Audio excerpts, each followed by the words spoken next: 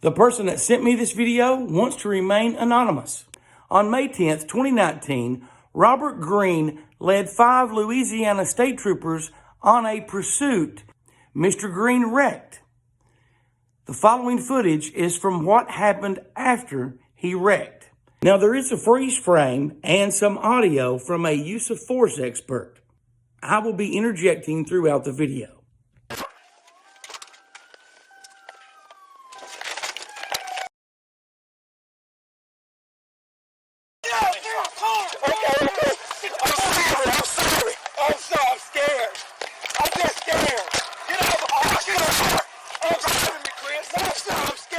Mr. Greene was, to some degree, even though he had just finished leading police officers on a lengthy and high-speed chase, was to acquiesce to what the officers want. Let me see your hand. For me, is that Mr. Greene is now left on the ground, on his stomach, handcuffed in a prone position, and officers are trained throughout the United States that once there's a struggle of this nature, and the individual's handcuffed, that you need to push him off onto his side or get him in a sitting position so you can allow that breathing to be unimpeded by his own body weight. At this point in the video, the officers start to realize that Mr. Greene has received a lot of physical damage, and they start to plan out what they're going to say. Said everybody's okay, but this is suspect. Not good. oh really? Yeah, Like, what you mean not good? like maybe 10-7. Like right now? He wasn't breathing when they put him in the ambulance. You're kidding me. That's what you said. I don't think he's even breathing. So, call the code. Save all that for me. Hey, what kind of shape is he in? I mean, is he breathing? The officers have started turning off their body cameras. Some of them still have their body cameras on. They're having conversations. I turned the volume up on this particular part of the video. Listen to the officer in the background. Just have to check it. The officer has realized how serious it is because he said, "I only want to retire." Now, one officer that left the scene following the ambulance left his body cam on momentarily, just long enough to incriminate himself.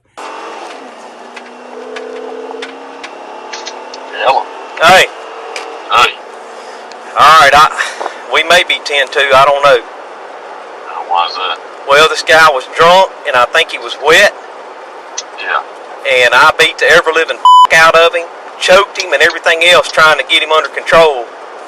And we finally got him in handcuffs when a third man got there, and the son of a was still fighting, and we were still wrestling with him, trying to hold him down because he was spitting blood everywhere.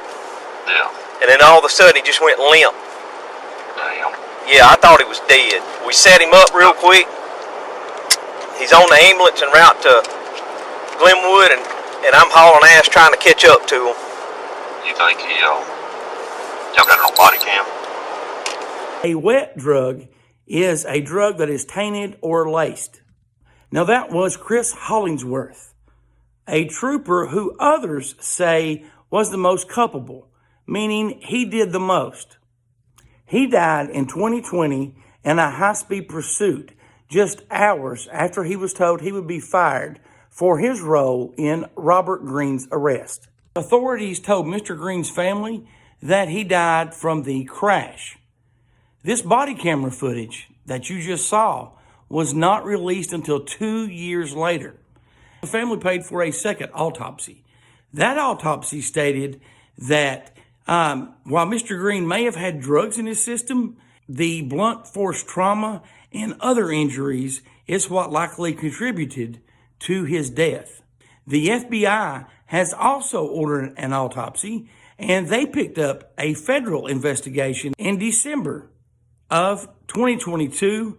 All 5 of the officers were indicted and charged in the death of Mr. Robert Greene.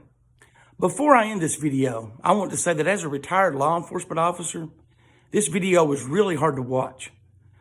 I can understand wanting to get the bad guy. I can understand wanting to keep people safe. You have a job to do. You raised your right hand, put your left hand on a Bible, and swore an oath. You failed miserably. You are not the judge, jury, or the executioner. What do you think about this video?